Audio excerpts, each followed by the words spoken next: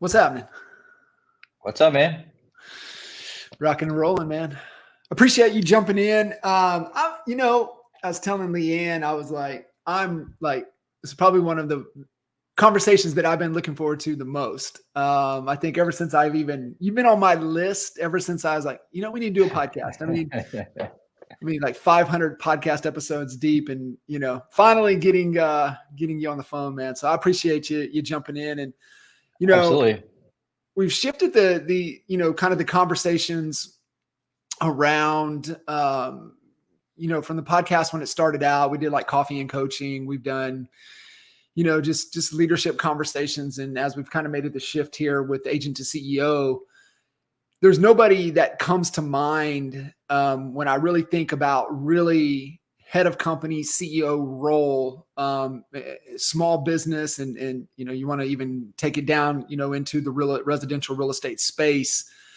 I mean, I think if they were to put CEO for residential real estate, I think your picture would be next to it. And really, what you've been able to do is just, I mean, it's absolutely remarkable. And to the point of I asked Leanne this morning, I was like, hey, what is anything specific that you want me to ask Blake? And she started laughing. She goes, ask him how he's able to live such a life of freedom and travel, but his business to operate at the level it's able to operate. And I said, well, I can give you some of how that's possible. I said, but I'll ask him. And then she brought up another great point. She's like, but even when you're around him, how present he is. I'm like, I know, like very rarely do I see you on your phone. Very rarely do I see you on your computer.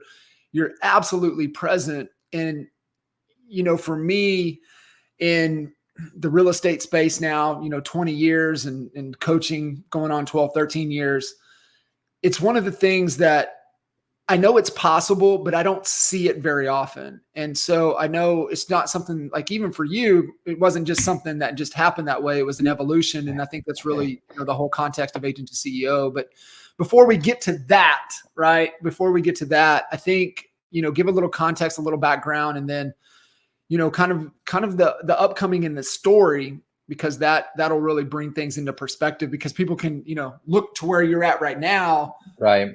It was so much blood, sweat, tears, and work and frustrations and sleepless nights and traveling here and there just to solve little riddles to get to the point that it is today.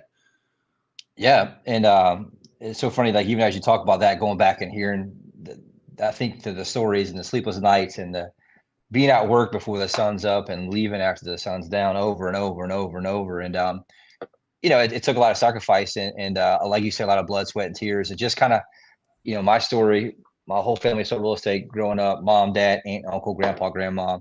And they did decent, right? Like we were like lower middle class. And it's one of those things that I saw what was possible. And I go to the office every day after school or certain things. And I'd watch and I see people who are number one on the board or the sales plaques or whatever. And I could do that one day. My parents were totally against it because they want to be like a doctor, a lawyer, or something like that. And I just always knew I could do it. And so I've been on my own since my parents got divorced when I was 17 years old. Came home one day. My dad had an affair with my mom, and it was instant that I had to grow up and be a man at 17. So I'll never forget though, and it's kind of that was a turning point in my life that made me grow up. But at the same time, it really awakened me to kind of what the main problem was. My parents fought about one thing my entire life, and that thing they fought about was money.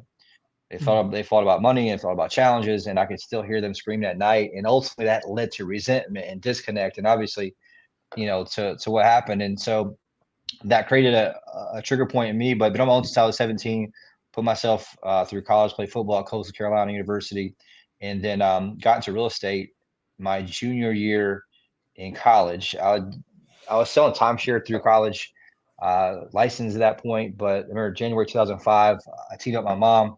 I come in first day. I'm like, she's been doing it 20 plus years. She was at new home sales, moved to residential. I'm like, what do we do? And I'll never forget the first day. She's like, I don't know. We'll send some postcards or something. remember thinking like, damn, there's not a plan. There's not like nothing like, and that really was kind of, I didn't know at the time that was kind of what the struggle came from, is there was just kind of winging it. Right.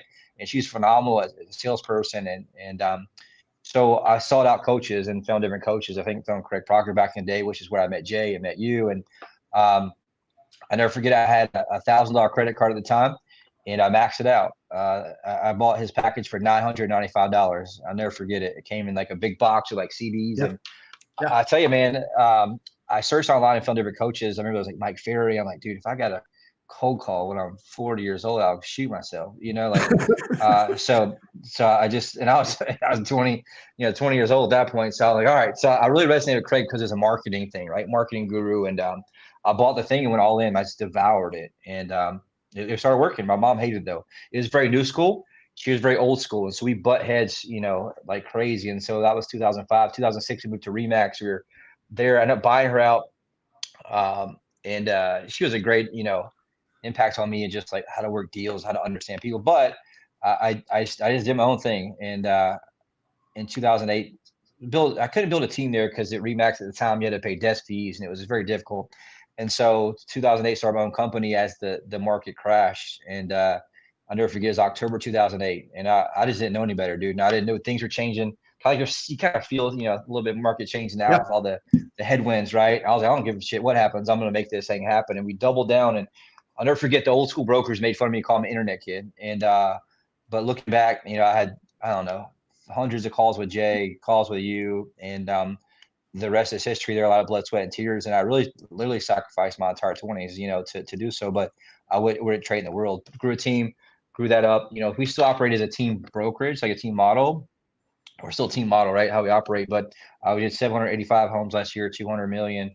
And I look to travel 1 month a year. I'm sorry, 1 week a month the entire year. That's been my goal this past year, and I've been able to do that overall. That's amazing. Yeah, I mean, being able to get to that point, and I think that's, for a lot of people that especially get into real estate, right? They're looking for that freedom, and they don't understand. And even like if they start to look at you, they can get in trouble because it's like, y'all don't know what's had to happen since 2005.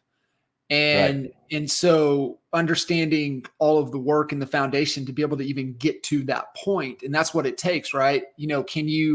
Can you collapse time? Yeah, I don't think there's cutting any corners. I think you can collapse time. I think you could avoid some of the pitfalls. I think you can avoid some of the unnecessary sacrifices just by proving a way and having a way. And it's the whole imitate before you innovate. And there's just that's what I see too much in the real estate space is people try to innovate. It's like, man, why don't you just imitate what's working if that's what you desire, right? If that's what you're looking out for. A couple things though that you said, and I want you to kind of unpack it a little bit, because it's the two things that I see the most that is really a struggle or lacking, specifically in the residential real estate space. It's the money management, so the psychology, the understanding of money, and then the other is marketing. My belief, and it's this is how we've always been, is that you have to just become a marketing agency that just happens to do something, right? Just happens to sell real estate, and 100%. You've done that like better than anybody. And for everybody listening in, like, you cannot go through Myrtle Beach without thinking you see Blake everywhere. And that's by design. That's intentional. And it's about the number of impressions. And so before you get into the marketing aspect side of things, dive in on the money, because it's the number one thing that I see with real estate agents. They don't understand. They don't understand the salary cap. They don't understand setting targets with revenue and profitability. You only have so many dollars to play with. What are you investing in? How do you pay attention to it? Where should, kind of unpack that, but then like, what should real estate agents, like, y'all need to get a grip around this. And I mean, I started from nothing with that. Like I said, it was just, man, I ran on like a shoestring budget, and I watched every single penny. I'm still, because I when I first started my own, I would eat on like $30 a week, like I would go to Walmart and I'll never forget the pain of having to buy like the Bobo cereal at the bottom, right? I'll never forget. I can still see the basket you got to, slide out. And it wasn't like Frosted Flakes. It was like, Bobo Flakes or whatever they were. And I remember thinking like, man, Yeah. I'm never going to come back to this point again. And it was one of those things that I learned to be tight with money, but I kind of came to, to make that transition from just the agent on the wheel or, whatever it is, you got to make sure that you're able to really level up two things and think like an entrepreneur, right? So it comes down, I think, to two main places. One is belief, and the other is skill set. I think, and I think skill set with money is a part of that. But I look back, like I was thinking about this, a couple months ago. I was like, what did I call Jay for over and over and over night after night when they had just opened, you guys opened the coaching thing, and what I was really looking for is belief, right? Is like the question didn't really matter. I just looked for belief, and I knew I was going to figure it out at some point.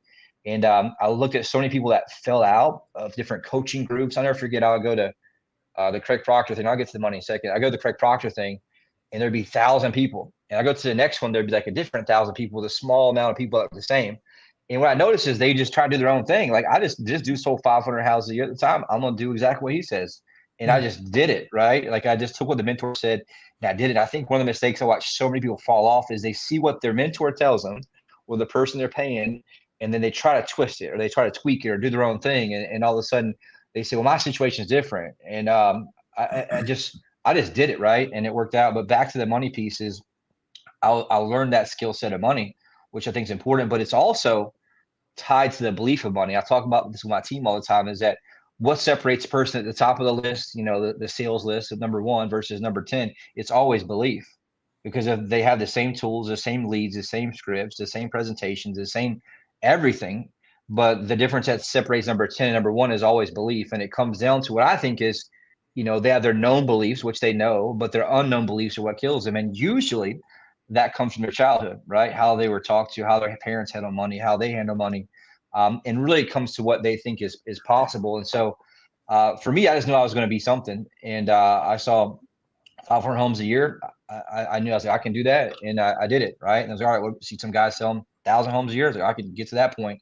And it went through a lot of pain. And like Jay used to call the bitch slap, right? Where you get out of production and get sucked back into production. And you, every single time you learn from that, but you just have to learn to measure what matters and make sure that you're able to watch that money. And I think that if I looked at what those skill sets you have to figure out the most is, number 1, you got to be a marketer, right? Everything is marketing in terms of what you do.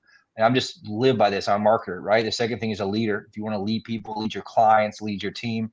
And the third piece is a closer, right? You have to make sure that you're constantly closing. You're constantly closing your team. You're constantly closing your clients. And that comes into that sales IQ piece. But I think the level in which you go from agent to CEO or agent to team leader, to have that freedom is going to come down to your ability to master the skill sets that come with that business. And each level has a different devil, right? You figure out one, you think you got it figured out.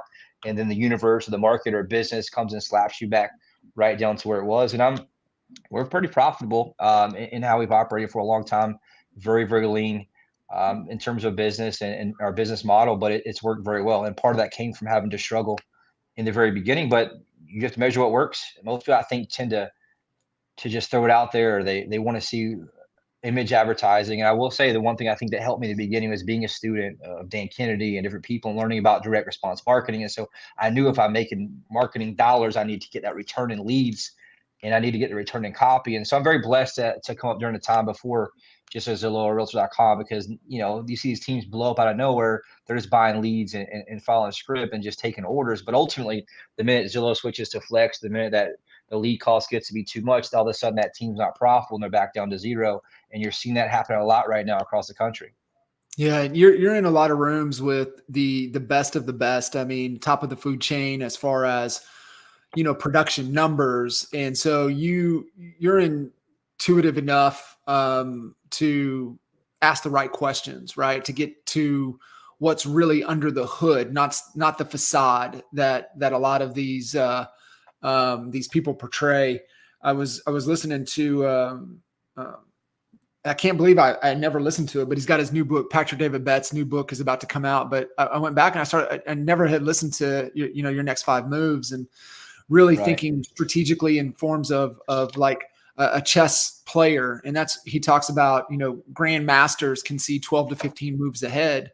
And he talks about, you've got to be able to, as an entrepreneur and a leader, to be able to get to just at least see 5 moves ahead. And, being able to see that. But he talked about, the levels of needs being met. And he talks about, the first need obviously is survival. And we talk about, looking into the future and having that destination in mind. And it's real hard when you're just fighting for survival, right? When you're pulling out, the ramen and the cereal from the bottom of the shelf. And so, you get to that survival, and then he kind of talks about status, right? So then you fight for some type of status. And I think you're in a lot of rooms with a lot of people, like you said, that blow up fast. They bought their way there, like with the Zillows and they were able to get to that point. But if they don't have a good understanding of marketing and measuring and what to pay attention to, they're going to be in a bind in a hurry with that type of model. And you've seen it, right? But to my point of what Patrick David Bett is talking about, it's that you got a lot of these people that are posing almost. It's like this status play that they're who they're really not. And I want to say this real quick, and I'll let you kind of touch on that and a few other things. The biggest thing that stands out to me, and you said it just a second ago, is the marketer leadership. And when Leanne asked me that question, how Blake's able to do that, I already knew the answer just because of what I've been able to, just being, friends with you and then just observing you for over the past decade plus, is your evolution as a leader. And there are no business problems. There are only leadership problems. Right. And I think your evolution as a leader has allowed you to get to this point. But back to, looking at those rooms and getting to that and making those decisions, your evolution as a leader, like where did that kick in to where it's like, I ain't trying to pose here. I'm just running a business model. We just happen to do more deals, falls within the business model, allows us to be more profitable. We still have a profit percentage. We still have a thing like that. But like for you, the leadership equation to me is like the most critical component. And that's why, like, when I want to say picture of residential real estate CEO, there's your picture next to it, because nobody I've seen has really tackled and really overcome the leadership game the way you have. I appreciate it. And I tell you, I'll do 2 parts of that. Like the leadership thing, I think what makes us different, because like I said, we'll travel and do certain things. I'm not on the phone all the time. I make sure, our team knows what to do, and I'll check in the morning a little bit, but then I'm free to be present and learn. Like if I'm a mastermind, dude, the last thing I want to be is I want to be where my feet are. I don't want to be back at home worrying about the crap that's going on. I want to there to learn and grow. But from the leadership standpoint, I think what helped me versus a lot of people I came up with, right, was that I never asked my team to do anything I haven't done. Every single role, every single thing I've done it. So like when they come to me about, something with phone calls or the script, or like, well, dude, I've made hundreds and hundreds and hundreds of thousands of phone calls. I know exactly what to say and I know exactly what you're not saying, or your tonality is wrong, or whatever it is. And then I wrote the ads and I watched the numbers and I followed up and I sent a text message. So as I came up, I've done it and I know kind of what to look for. And I think my team does respect that, because I don't ever ask them to do something that I haven't done or that I'm not willing to do. Right. And so I think that's important from the presentations, from how we operate from sellers. And we just had we have a couple meetings this morning, once for our listing team, once for our buyer team. And we go through every single objection. And that's one thing that you throw me your objections, I'll give you a way to overcome it, because I've been able to master that sales piece of it, the closing piece of it. And it's hard, right? Because it's just like juggle the balls. At some point, I'm weak at leadership, but I'm good at closing. And then I get better at leadership, and I just grow the next piece of that over the last team. But I think to answer your question is that people try to skip those hard parts, right? They watch somebody else in their franchise, whether it be EXP or whatever else, and they're selling 800 homes a year or 900 homes a year, and they're trying to skip the part that builds the man or builds the woman, which sometimes is the pain, right? The pain you go through, the struggle you go through, that's what builds the man or the woman that your team will respect. And that's how you can see the difference. If you watch these teams, they'll blow up, and then what happens? They literally blow up, right? And you're seeing that right now happen from a from a exposure standpoint in terms of how the market's operating. And there's going to be a lot of rough times, I think, for everyone. Thankfully, there's a lot of tools and technology that can help offset that or hide that. But I see it all the time. And I think what I notice is, and I share this with somebody who's trying to build a team or come up, it's like, look, I just stay consistent. One of my most best strengths is I'm just consistent. I just keep showing up and showing up and showing up and showing up. I'm not the fastest. I'm not the smartest. I'm not the most badass. I'm just a dude that just shows up relentlessly, and I figure it out. If I get my brains beat in one day, I go to bed that night. I get up the next morning, do my same morning routine. I do the same exact thing, and nothing really changes from that. And I think that from a team standpoint, our team kind of models that, right? They see that they see me show up consistently, regardless of what's going on. Black Friday, I'm here making sure shit gets done, right? Whatever it may be, that's how we operate, and I think that bleeds into the team. Obviously, you go hours on that, but even the same thing we see a lot of teams, like I think a lot of people make the mistake of growing too fast, and I'll ask these questions in this room, like, what about this and this and this? And I'd say the number one giveaway is when the team leader doesn't know it. Like, oh, well, I got a guy for that. And well, good, because your guy's going to effing leave you in about 6 months and you're going to be screwed. And every single time, I think I told you about it before. I told Jay about it. I'll never forget, we'd sit in the old mastermind rooms. We used to do the mastermind, and I'd tell Jay, or you, I'd say, that dude's up there presenting. He's talking all this great stuff. He just blew up. He's going to be back down to where he was in less than 6 months. And boom, it would happen over and over and over, right? Because they try to skip the steps, the painful steps that has to build a man or build a woman. And so if I didn't just give any advice on that, it's just you got to be patient, right? You got to play a long game, be consistent, and make sure that you're filling those holes in your bucket as an entrepreneur from the skill set standpoint, because the skill set, as you master it, builds the belief, right? And the belief comes in, and that builds the certainty, which is what your people crave, right? Your team doesn't really crave you as a leader to tell them what to do. They crave your certainty in how they tell you and how you tell them what to do, and they follow you through that process. No, I love that. So how do you develop that certainty? How do you develop that? And my belief, and you said it, and it's you can't lead and coach another human until you can lead and coach yourself first. Your team can only grow to the size of your leadership capabilities. And that's what I always say. And just like what you said, right, it's going to fall apart because the business is starting to outgrow the leadership. And that's it. It always course corrects every time. You're going to learn a lesson, right? Like you talked about the bitch slap, like you're about to get it unless you really focus and grow yourself as a leader, and then pour into the leaders and the people around you. Once that leadership level is there, then the business can come to it. But you're so spot on, man. I've seen it so many times, is that the business gets out. It's getting out, ahead of your skis. It's just you're about to learn a lesson. Yeah. I mean, it's like I said, I can still visual the exact, like we were in the Bahamas, we were in St. Thomas, we were in the mountains. I can tell, and I see the people presenting, and I lean over and I would say something sometimes. The other time I just tell Jay, whoever beside me, look, he's got about 6 months till that dude leaves him, and he's going to be totally screwed and go right back to where it was, right? Because the way that the setup was there and the certainty was there, and you could tell that the leadership wasn't necessarily from the front.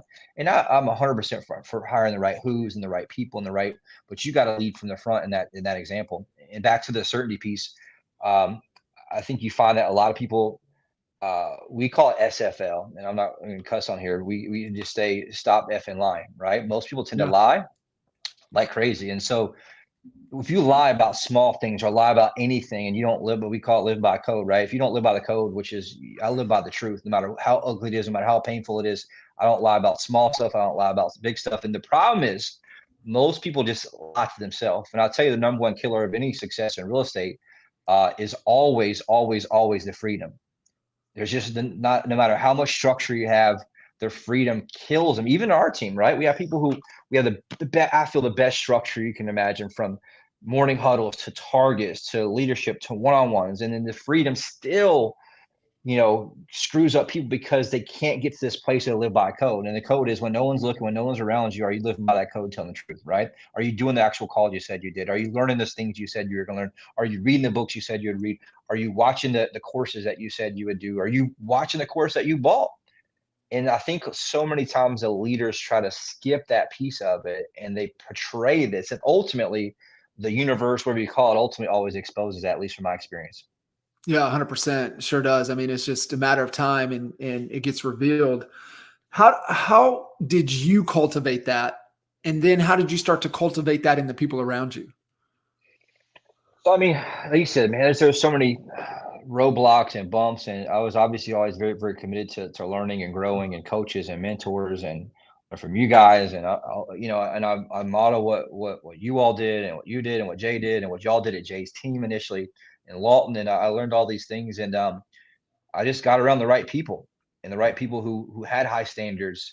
And that's one thing that you will never, ever, ever outgrow those that you surround yourself, period. Right. And so it does. And so that's why I tell my team, hey, look, the reason I'm traveling here to meet with these people and hang with these people is so I can grow and be better and be a better leader for you and grow that. And part of that's just having that conversation. Right. But I made investments in when I had money to do so. Right. I would pay coaches and pay people, and one coach I paid, 6 figures in 1 year just to get it. And that's what helped me get that piece of that certainty to help grow and be a part of that. And we built that into our culture of what we do. We call it live by code, right? And I got that from Wake Up Warrior and Garrett, White. And that's one of the things that really has helped us, because I want to teach people to be able to hunt on their own without me having to be on top of it. I'll never forget, before I went to that, I mean, on the outside, things were perfect. I had just hit Forbes 30 under 30, right? I had been all this stuff and had all this on the outside, all these awards, making tons of money, selling a lot of houses. And on the inside, I was miserable. I had a breakdown. And I think I told you about this before. And that's when I Yeah. found that whole thing. And for me, it's just right thing, right time. But what it made me realize is that I was trying to make people be things they couldn't, right? I was trying Mm. to force a square peg into the round hole. And what was happening is I had to kind of rebuild my entire team from scratch and say, look, I want people who I can lead them, but I'm not going to save them, right? I'll lead you to the place, but I'm not going to save you. And I'm not going to drag you on my back. And I just started having those conversations up front with them. Hey, look, here's who we are. Here's what our culture is. Here's what our core values are.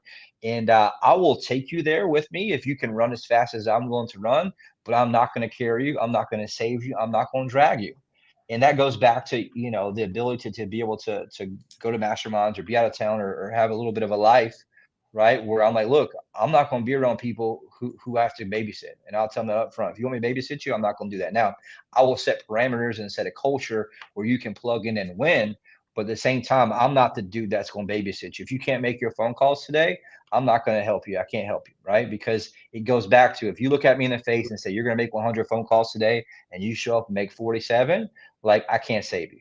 I can expose that once or twice, but the reality is you got to make sure that you live by this code, because that's what makes or breaks the man, or makes or breaks the woman, in terms of getting from agent to CEO or wherever they got to get to.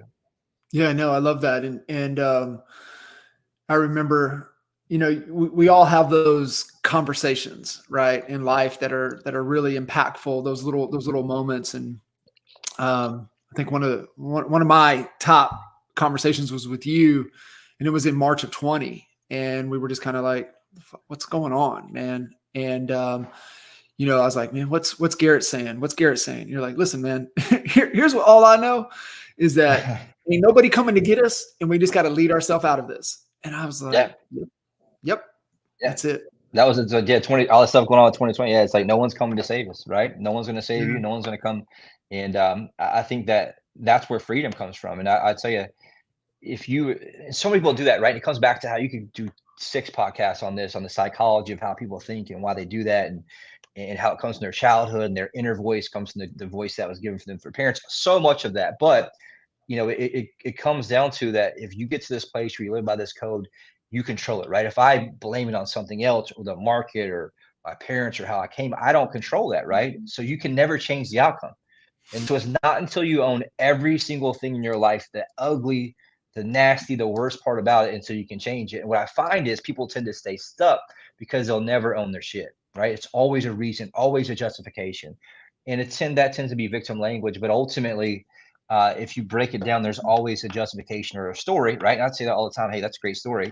And we kind of hold ourselves accountable to it. And they'll say, I couldn't make my phone calls today because of this. I'm like, that's a really a great story. If someone's going to kill your children if you didn't make your phone calls, could you have done it? Yeah, well, good. Because the reality is you did not follow through what you said you would do. And the story, the justification, is no reason for you not to do it. Yeah. No, and the concept, we've all heard it, but I love how you really embody it and hold your people, you hold the mirror up to your people with it.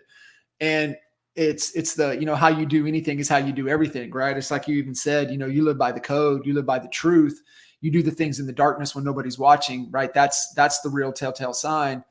But being able to even call people out, and it's like, okay, you're falling short here. Where else is this showing up in the rest of your life? And I'll tell you, that's that's a great point you brought up, because especially from a leadership standpoint, right? And we choose for clients too. Let's say you're a single agent, right? And for me to influence a client, to move a client from A to B to where you go, I have to access their pain, right? People try to just go and play with what the fact is, what moves people is pain. And so for me to move a seller or a buyer, I have to access the pain, like what's really going on. And then I go so deep into that pain that it's painful enough for them to move, right? It's the same thing leading your team. But the problem is most team leaders or most people, they won't go to the pain because they haven't dealt with their own shit, right? They haven't dealt with their own lives, their own issues. And so what they do is they tend to stay surface level. And at that point, you can't hold a high standard because you're not willing to access the pain. You're not willing to take them to a place that's going to create actual transformation, right? To an actual person. And so like transformation to me is how you change somebody or a person on your team or whatever it is. And I come more so as like an actual consultant, as a team leader, and also as a real estate agent, because you got to be willing to take them to that pain. But it goes back to what you said. If you're not living by that code, you will tend to stop short of what it takes to influence them because you're not willing to go down, because subconsciously, you're not living that same code. You're not living, you know, truthfully, or obviously you're not living in the truth overall. Mm. It's so good. And I mean, it just, when you look at the mirror and really, take inventory of yourself and where you're falling short. And, I cannot say it enough, right? When you see the business is struggling, it's typically not the business or the business model. Now, those can be off a little bit. Those can be tweaked a little bit. There's certain things, but it all comes back down to leadership. That's the first thing that I always look at is what is the leadership? What's the leadership dynamics? What's your leadership capabilities? Like, where are you lacking? What do you need to be pouring into? And you nailed it. I mean, the top three things, leadership, marketing, and closing. Like if you want to, and the thing that there, and I talk about this a lot, is that, those things travel, meaning they travel location, but they also travel with any season of the market. And when you're doing the things like what you talked about, it made me think about it. I heard it might have been for Sella or something said it. And it's like, and this kind of the stoic philosophy, right? You catch a good wave, a bad wave's coming. You got a bad wave, a good wave's coming. But it goes back to your point. Just stay consistent. If you just stay consistent, the good's going to come. Great. Guess what's about to come? Bad's about to come. Bad's about to come. Good's about to come. As long as you stay consistent, living the truth, living by the code, doing the things within your control. And I think that's two main things that I think, I've talked about this before, but like I preach this to my team, especially right now with everything going on, is like, and this is a Bill Belichick thing that came, but I just control the controllables, right? No matter what it is, I control the controllables. So many people spend so much emotion and emotional bandwidth, and emotional energy worried about shit that they can't control. And what happens is that bandwidth is eaten up so much they can't actually control the things they do, right? And so I have to keep reminding my team, I have to remind myself about that, right? Part of what I do is in journaling, and it's at every level, dude. I struggle with this myself too. It's like every time I have a problem, it's always because I'm avoiding something, right? Either I'm avoiding a tough conversation. I know I should have done something. And I'll tell you, the longer I wait to do what I know I should have done, the more painful the price every single time. And I stack that myself in my journal. It's like, and I know it as a team leader, right? The people that are out of line, or they're out of integrity, or not doing what they need to do. And I know I should have had a collision with them and had a tough conversation, but the time comes, and then what do? You avoid it, right? And then you avoid it again. And all of a sudden it becomes a bigger issue. And by the time I did this as a team leader so many times, and then they ended up quitting. Right. And if I just had that collision with them a month earlier, things have been so much different. And I've gotten to where now I just have this intuition, or if their energy's off, the smallest thing, hey, come in my office, what's going on? What do you mean? Well, dude, your energy's off today. What's going on? And I just go straight for that collision early on. And I still struggle with that, but it's been one of the most powerful things as a team leader I've done. And I've been present enough to notice it, and then strong enough or confident enough to collide it. But if you want to know what's not working in your real estate business right now, just sit down and spend 30 minutes to yourself, write down the top 5 things you've been avoiding, period. Right. Whatever it is, that's and every level. I can sit down and write 5 things right now. And you know what? That's affected me right now. And I can think of a few things here and there, right? Because we're seeing changes right now. We're seeing conversion issues, people showing up less, people more angry on the phone. Like there's just so much different things that you're seeing. And I was talking to my team about this why are people so crazy right now? Because, what's happening since late 2019 is they've taken everybody, all the ants in the jar, and just shaking the jar for the last 2 or 3 years. And so the reason you call somebody that's angry and screaming at you, even though they just submitted to your website, have some little bit of leeway because they've been manipulated, right? Through all these things going on the last couple of years with COVID-19, businesses shutting down, all this chaos that they just been pumped into their phones, into their TVs. And so like you just got to have that little bit of space to slow down and say, hey, look, this person's super triggered right now. But my job is to leave them and slow down and help pull out the situation or pain they have, which has been great for us. No, I love that. And we're talking about a lot of awareness and kind of taking inventory of what's going on and what's around. But how do you take action? How do you get your team to take action? Right? It's one thing, to be aware of it, and it's the other thing to do something about it. And that's hard, right? Sometimes it's the action, and that's where it all starts. The change starts, I mean, with the awareness, the mindset, but you got to do something about it. You got to take action on it. So for you, how do have you, even when you don't want to do it, how do you get yourself to do it? And then how do you get your leaders and your team to do it?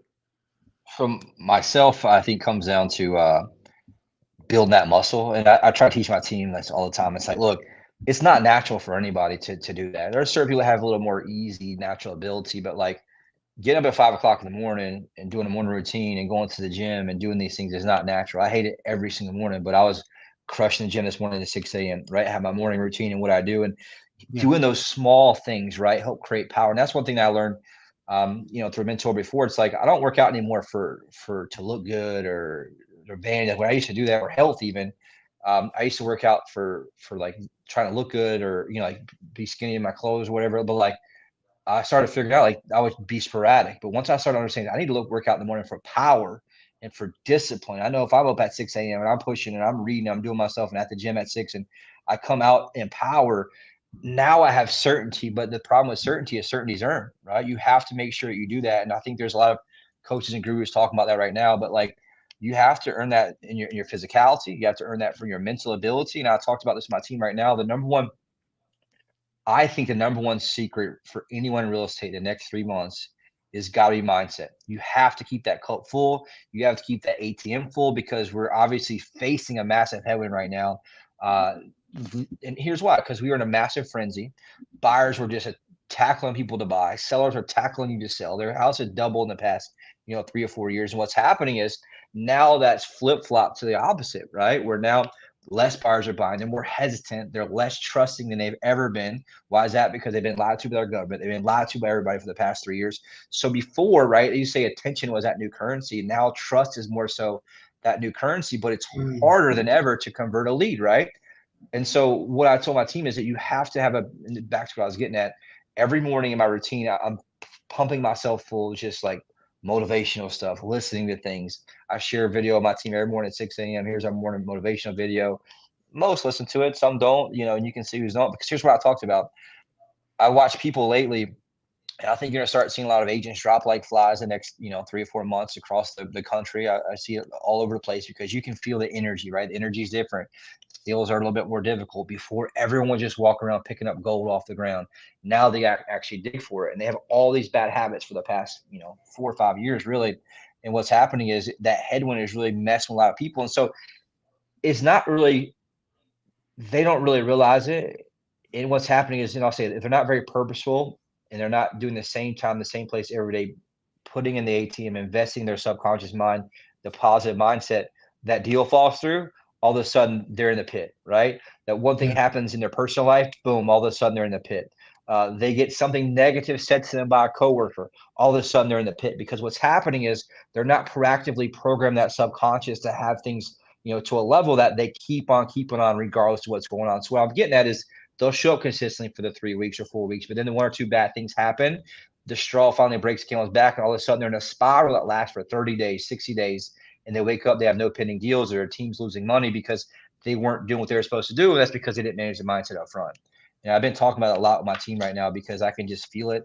I can see it across other teams and see other people, and it's one of those things that needs to be built in a daily schedule. Because, for example, like I came in Monday. I was, the holiday last week, and I just get blasted by three just angry clients for no reason who are absolutely wrong. Like one guy, we had a buyer agreement with him. We wrote an offer up. He backs out the house. Then a month later, he calls and his wife emails said they bought a house from somebody else. Then he calls us mad because he violated his agreement, right? And so like I was just getting totally beat up on Monday, and I went back to something I listened to that morning from Andrew Tate, and he just talks about most people want to be successful, but they avoid the pain. And he said you'll never be successful until you learn to taste the pain and like it. Man, so like thankfully I had listened to that at 6 a.m.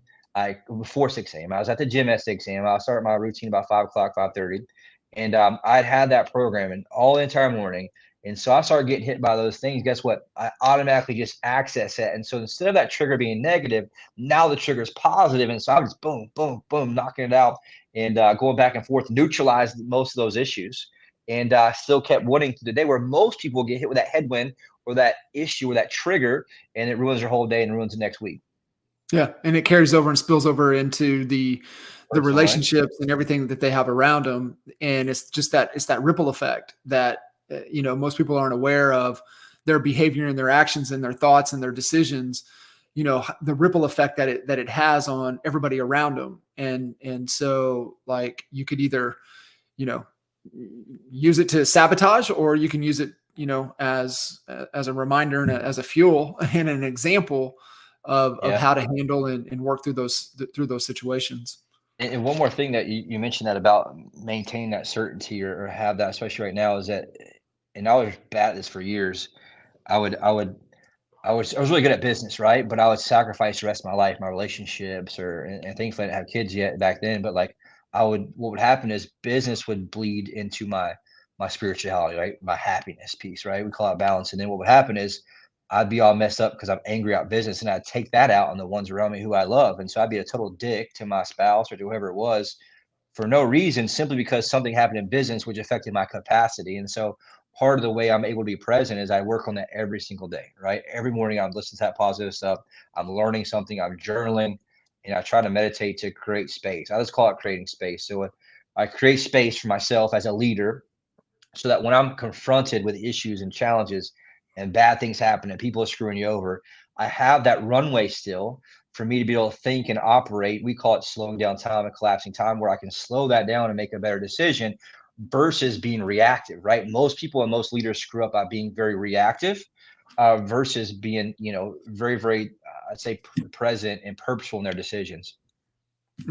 I love that. And I mean, you answer my question because, we're all, I think, looking for that ability to be present. And, we could definitely unpack a little bit, but for time's sake, the arming yourself, I love the ATM analogy and creating that surplus, because people are going to be making withdrawals from you all day. And if they put you in a deficit right away, then I think that's where the reactiveness comes from. But if you've done your job daily of building up that space and that surplus, when people are coming to take withdrawals, if you've done a really good job consistently, you're still going to be able to be back and breathe. And like you said, being able to respond instead of react.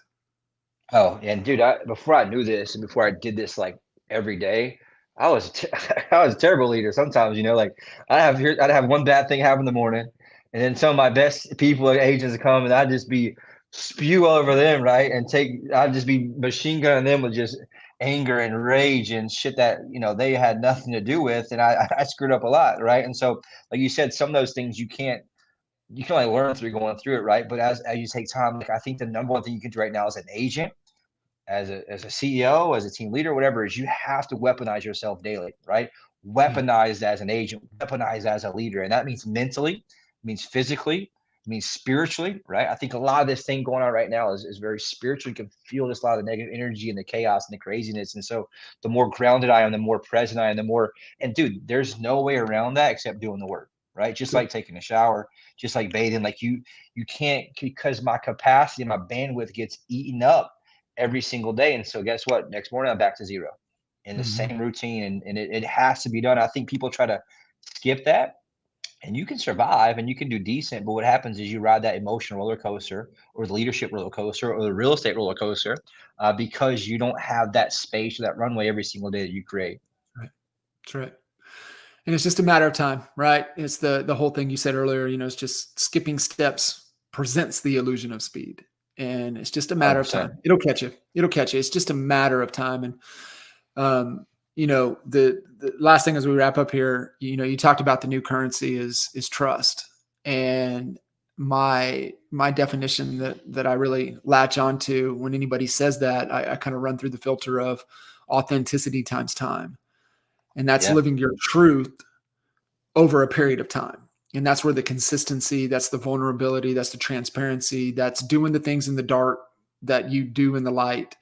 It all has to be the same. How you do anything is how you do everything. And really, you know, intentional, I think is the word, right? Like that, Yeah. none of that happens by chance. You have to be really, really intentional with what you're doing. And I'm with you, man. If you don't arm yourself first thing in the day's going to get you, and it's going to put you in a bad spot to where you start to react and you end up making some really dumb dumb and poor And decisions.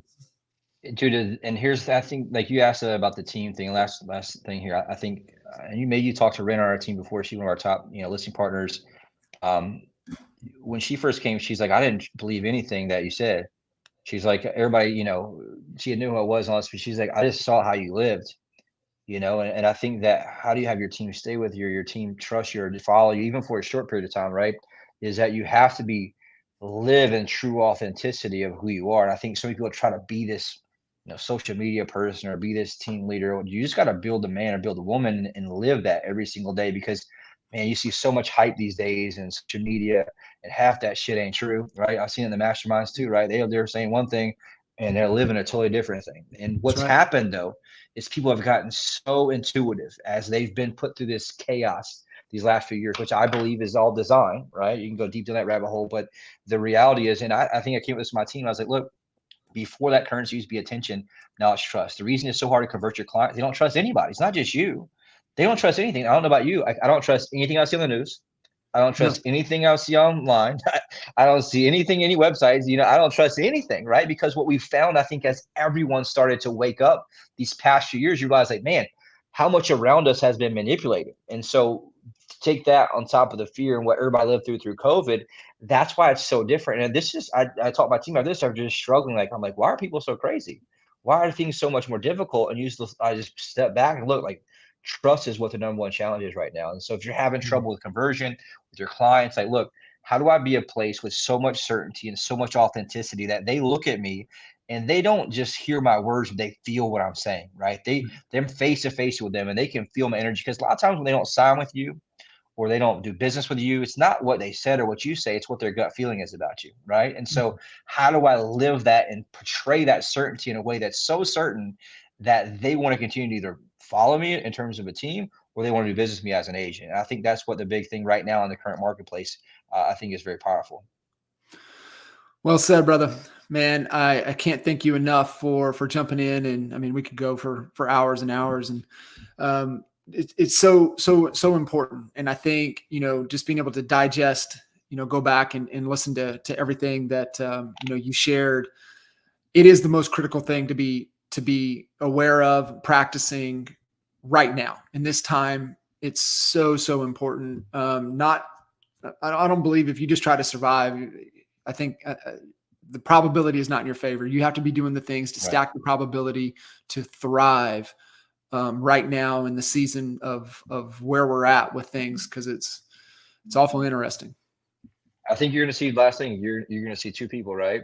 The ones that double down, the ones that fall victim to it. And it's all going to be a simple decision, a simple mindset right now. And I've been teaching that, preaching that like crazy. Like, look, it's going to suck for the last, few months or potentially longer than that. But like, you're going to be one that captures market share or grows your team. Like I said, I started my company in 2008. I didn't know any better. I watched the veterans who've been doing it forever tell me that everything was terrible. And in that case, you're able to capture so much market share by just making sure you manage your mindset and you manage what your belief system is going forward. So I appreciate it, man. Thanks Yeah, so much for brother. having me on. Yeah, man. We'll definitely do it again. We won't wait this long. So I appreciate you. All Wish right, you guys I'll see you later. connect. If you're going to be following anybody out there, man, I'm telling you, you get connected, pay attention to what Blake's doing, his team's doing, Myrtle Beach, just everything. But first and foremost, it is leadership and doing the things required to become the best version of yourself. Brother, appreciate you. Awesome. Appreciate you, man. See you See you guys. later.